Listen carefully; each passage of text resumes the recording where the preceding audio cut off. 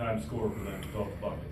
Yeah, KT Harrell's outstanding shooter, transfer from Virginia, guy can really shoot with range, makes threes, good penetrator to the basket, certainly their number one option.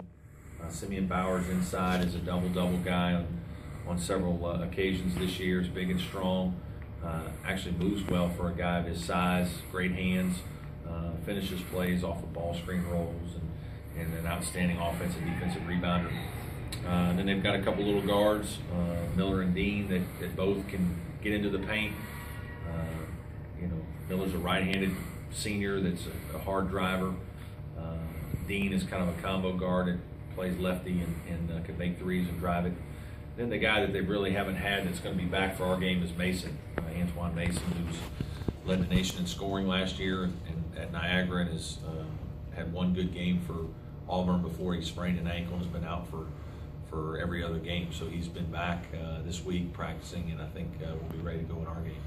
Recent success against the SEC, anything to it, or? No, I think we've just played well. Our guys have been focused in games, and we've done a good job rebounding-wise against big, strong athletes. Certainly against Arkansas, I thought we handled their press well. That'll be something we have to do again against Auburn. Hopefully we'll continue our good play against the SEC. We got 2 more games, Auburn Sunday and South Carolina next week. So it's certainly we're challenging ourselves with a lot of those kind of games this year. When you think back to that Auburn game last year, I mean, is that one of the crazier finishes you've ever seen? Well, we've had a lot of crazy finishes, even here just at Clemson and throughout my career. But, that was a disappointing loss. We were still kind of a team trying to find ourselves at that point of the season. And Auburn played well. They made some shots, hurt us late. We had chances to win the game and couldn't capitalize offensively late down the stretch. I think our team got better because of that experience, and certainly we'd like to beat them this time at our place. And I'm sorry because I was late, but have you ever coached against Coach Pearl, and what are your thoughts on him? Bruce is an energetic guy that certainly gets a lot out of his players. They run his 55 press, old Tom Davis stuff, where they pick up full court, make it hard for you to get the ball in bounds, aggressively trap you and try to create some chaos with their defense. But then offensively, they run a little baseline shuffle and get into some set plays out of it. I think Bruce is really a good coach. He probably doesn't get enough credit for being a good X and O guy. He does some good things with his team, gets guys and puts guys in good positions to score and do some good things. And I look for Auburn to come in here and play really well. They've had a lot of time to practice and get ready for the game, and I know these kids will be ready to compete.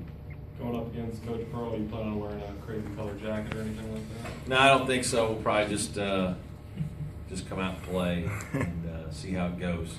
I don't know that he's going to have one for us or we'll have one for him, but I'm looking forward to the game. It's going to be should be a fun game. I think it'll hopefully we'll have some energy in the building.